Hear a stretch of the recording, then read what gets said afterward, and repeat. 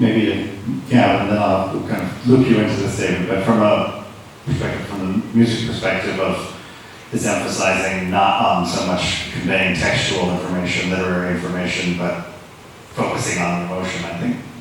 Let's draw that out from what Elias was saying.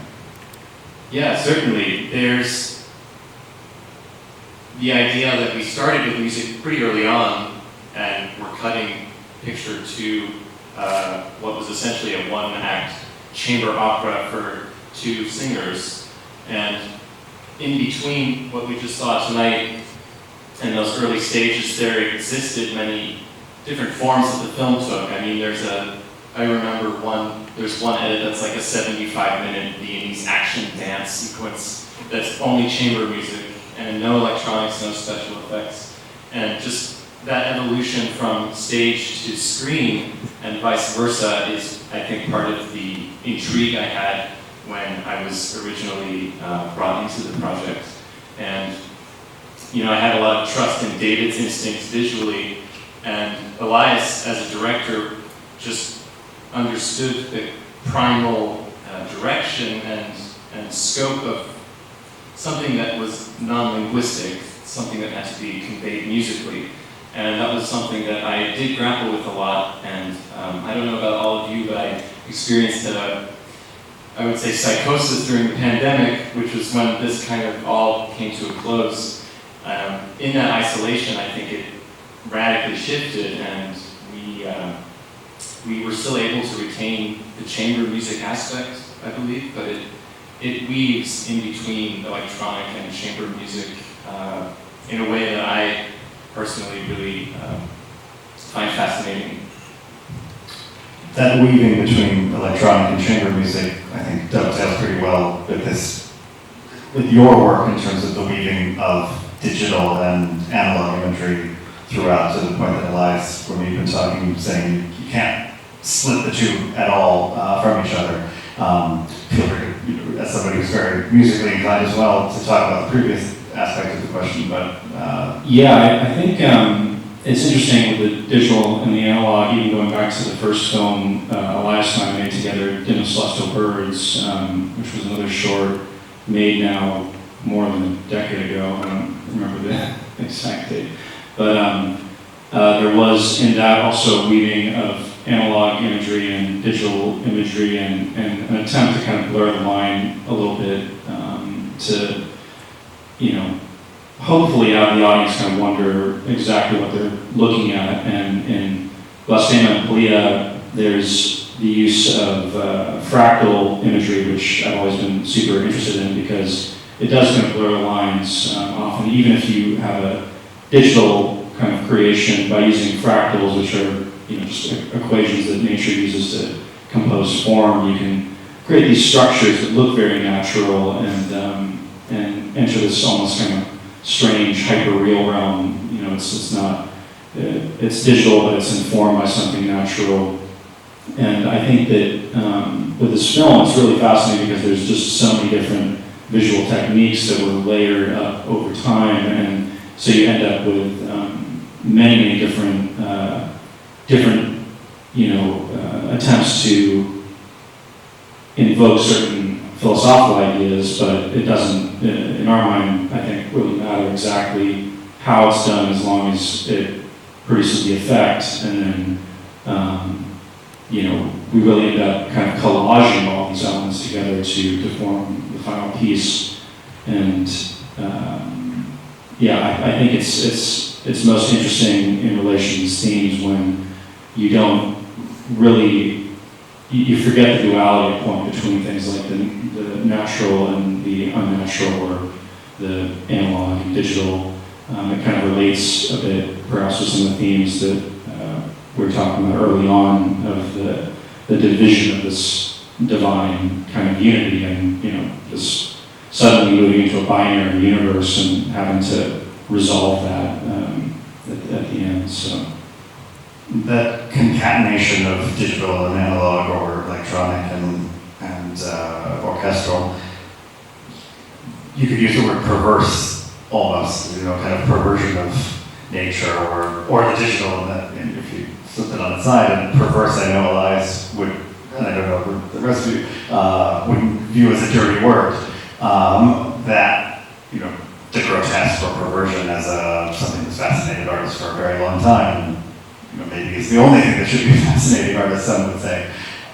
And I'm curious about, you know, one thing watching this. Just Oh, interrupt sure. you. I think that that anything that is extraordinarily beautiful comes with it a kind of terror, and there is a dual feeling, a dual way that we experience both great attraction to beauty and also repulsion to it, and it's those lines and those layers that interest me a great deal. Yeah, because watching this, in a lot of respects, to me, I feel like it's something I shouldn't be watching, and I mean that as a compliment, but something ancient, primordial, that's not quite known, or something that, you know, to kind of extend the, I often quote this Donald Romestone's thing he doesn't say in his known knowns, unknown knowns, that bit, the unknown knowns is the one he doesn't say. So this is as if something that we did know, but we had forgotten it or weren't able to access it. And I'm curious, in opera going back to this, you know, the rites, ancient Greek rites, what kind of, I know Nietzsche's Birth of Tragedy is something that influenced you a lot.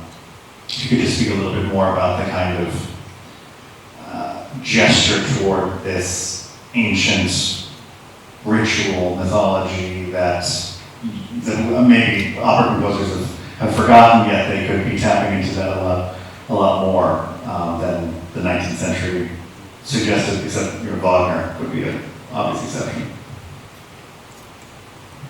Well, I mean, the first time I read The Birth of Tragedy was just by accident. It was a snow day at high school, and I found this book, and it was The Birth of Tragedy, and I was 16. And when I read that, there was an awful feeling that came with it. I felt like I was never going to be the same after that. You know, that it had such a profound beauty to it and awfulness to it at the same time.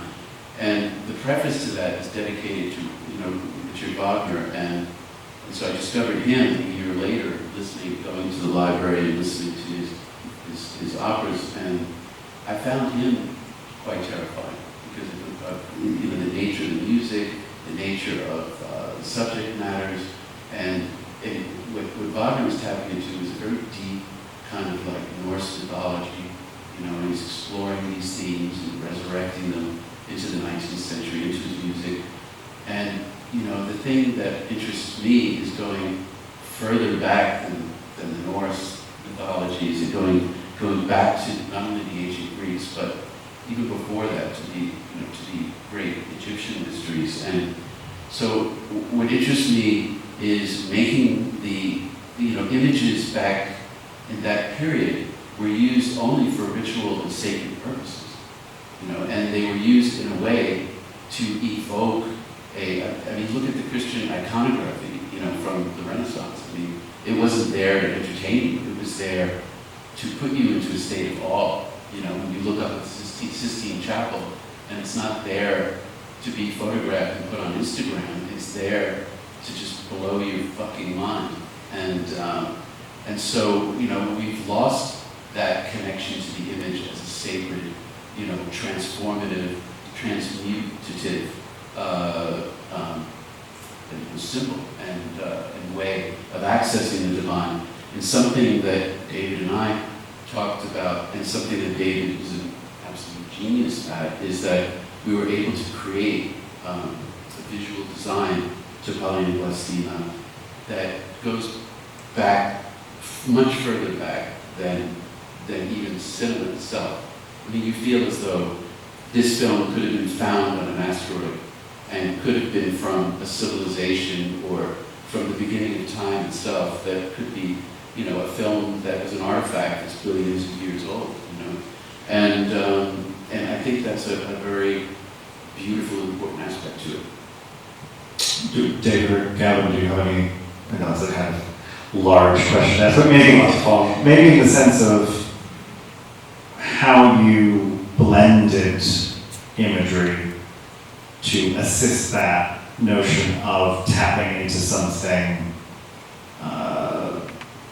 more ancient, less celestial, less terrestrial in the earthly sense, because the images do bleed into each other very consciously. We've talked about this, that cuts are not, except for some very, very abrupt ones, they're not very apparent at all.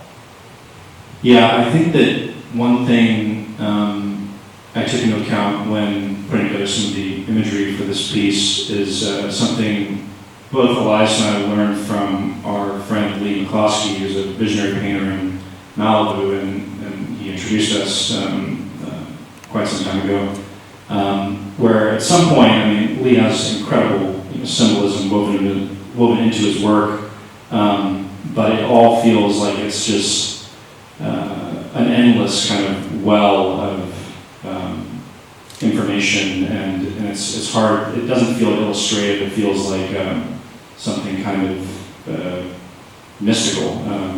I don't even know how to describe it exactly. And I was talking to him about that effect, and which isn't, it's more than an effect visually. It's something that's achieved over time. He said, it's layering. It's all about layering, just adding more and more layers and searching as you're kind of doing that. And so I think that this film is kind of an example of us using layering to try to achieve that, to try to achieve this kind of feeling of infinite depth, of there's something that goes way past just the visual effect of the image. And I think it's something you can, at least as far as I know, only achieve through that continual kind of additive, but in a subtle way, adding layers of grain, adding layers of different kinds of imagery until you get to a point where it's not something you can recognize exactly. I feel like there's moments in this where we're looking at, clouds, but there's something off about them, and that's because it's not just clouds. There's, layers that are subtle and kind of built into it that might be something microscopic, might be something that's not just the visual symbol we're used to when we're looking at a cloud in cinema. And so I think that's basically the methodology is using layering, and that's definitely the case with any digital imagery too. I don't think there's anything in here that's purely digital. If there's a digital effect, there is these analog layers, and they all kind of mesh together into one form, hopefully in the end, that feels different than just a digital effect.